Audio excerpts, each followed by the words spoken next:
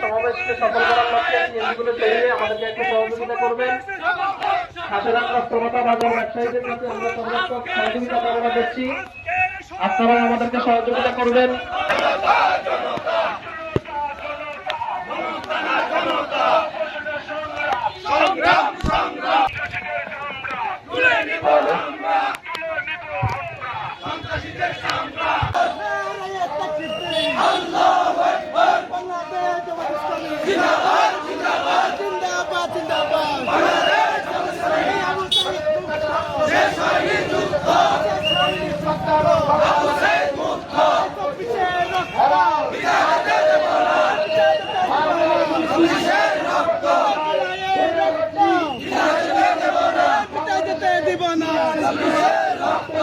একটি দল রুটি বেটে খাওয়ার জন্য বিভিন্নভাবে তারা চিন্তা চেতনা শুরু করেছে। তারা মানুষকে ফ্যামিলি কার্ড দিবে বলে, এই ফ্যামিলি কার্ড কি এখন কি তারা কি তাদের চল্লিভাবে দিচ্ছে, নাকি তারা সরকারি ভাবে দিচ্ছে? আর এই সরকারি ভাবে যদি ফ্যামিলি কার্ড গুলোতে এই টাকাগুলো কি জমা করেন না, তারা কিন্তু এটাকে চলীকরণ করার জন্য চেষ্টা করছে। আমরা আমাদের ওই দলকে আমরা শত্রু মনে করি না, ওই দল সহ আমরা একসাথে আন্দোলন করছি। আমরা তাদেরকে অনুরোধ করে আপনারা সুন্দরভাবে আমাদের আমিরে জামাতে বলছে যেভাবে আপনারা ক্ষমতায় এসেছেন আমরা মেনে নিয়েছি, অনেক কষ্টের বিনিময় হলো, কিন্তু আপনারা সুন্দরভাবে দেশটি দীর্ঘ 5টি বছর চালান, দেশের শান্তি শৃঙ্খলা রক্ষা করেন। গতকালকে যে অনাকাঙ্ক্ষিত ঘটনা ঘটে গেছে, এই জন্য 2000 ছাত্র সমাজ কিন্তু জীবন দেয় নাই। আমরা কি গত 17 বছরের বিষয় ভুলে গেছি? ভুলে গেছো তোমরা বোকার স্বর্গে বাস করো। তোমরা জানো না এই দেশের তৈরি জনতা তোমাদের তো দেশ তারা করবে ইনশাআল্লাহ। মিথ্যা এবং মুনাফিকি দিয়ে কখনো রাষ্ট্র চলে না। মানুষকে ধোঁকা দিতে পারো তোমরা, মানুষের পালস ফুটো দিয়ে এখনো বলেছিল বিদ্যুতের দাম বাড়বে না, বলেছিল গ্যাসের দাম বাড়বে না, বলেছিল জ্বালানি পরিবের দাম বাড়বে না, বেড়েছে না? যদি দাম না কমানো হয় এই সরকারকে টেনে গদি থেকে আমরা নামিয়ে দিব।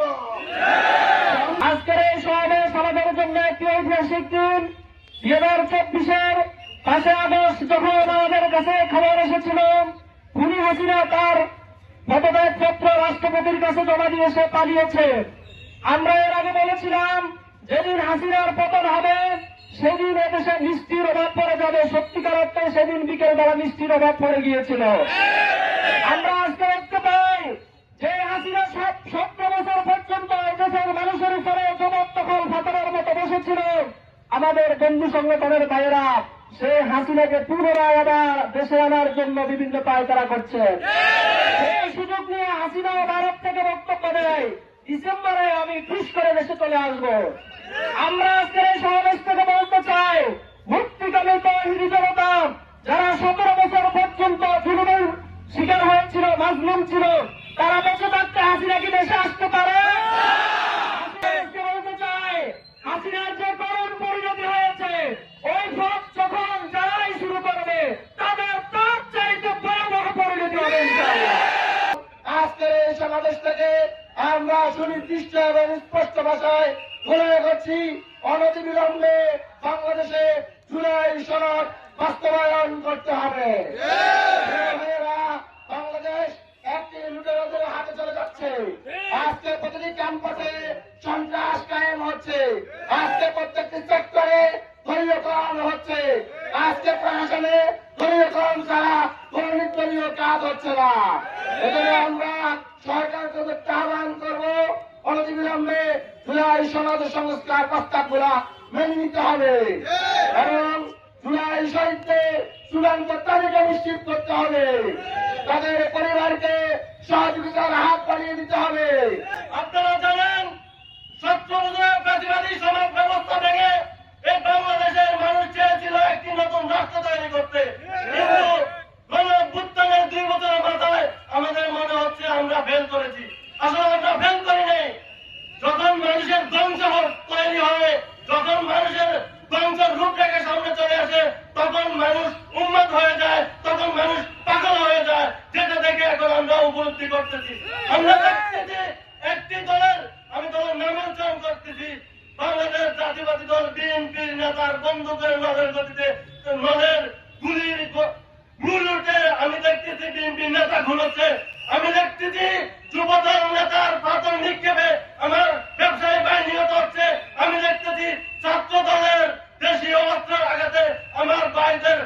গোড়ায় বিচ্ছিন্ন হচ্ছে।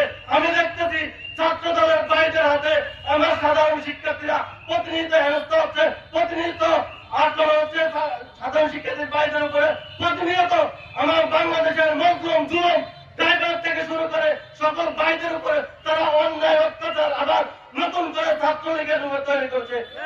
যারা আজ আমাদের সামনে আজ এই দেশকে জবরদখল করার আবার পুনরায় সেই পথ অনুসরণ করছে, আমরা আজকে শপথ করব যেরকম ভাবে 1400 শহীদ দিয়ে এই দেশের দেখে আমরা জালিমকে উৎখাত করেছি, প্রয়োজনে আমরা 14 দুগুণে আবার শহীদ দিয়ে আমরা পুনরায় আবার সেই শহীদের রক্ত দিয়ে এই বাংলার জমিনে ইনসাফ এবং ন্যায় নিষ্ঠার দেশ কায়েম করবো ইনশাআল্লাহ।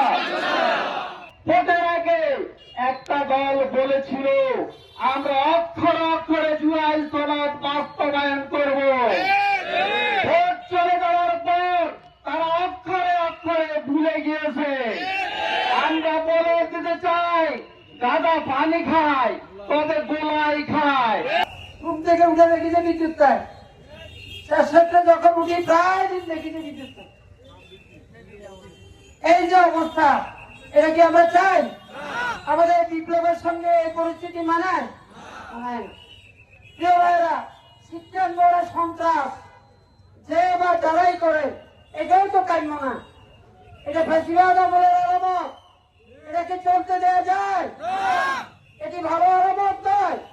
সরকারকে আমি বলবো আপনার লোকদেরকে থামান, আর আমাদের লোকদেরকে আমরা থামাবো ইনশাআল্লাহ। সরকারি দলকে উদাত্ত আহ্বান জানাবো, আপনারা জুলাই সনদ অনন্ত বিলম্বে বাস্তবায়ন করুন এবং জনগণের গণভোটের গণরায় আপনারা বাস্তবায়ন করুন। যদি না করেন তাহলে কি হবে জাতি সেটা সিদ্ধান্ত নেবে। ঝড় বৃষ্টি উপেক্ষা করে আজকের সমাবেশে অংশগ্রহণ করে কর্ণের সফলক ধন্যবাদ ও গভীর কৃতজ্ঞতা জানাচ্ছি। আপনাদের উপস্থিতি, সহযোগিতা ও আন্তরিকতা আমাদের অনুপ্রেরণা। আল্লাহ তাআলা আপনাদের উত্তম প্রতিদান দান করুন এবং আমাদের সবাইকে সত্য ও ন্যায়ের পথে কাজ তৌফিক দান করুন। আমিন।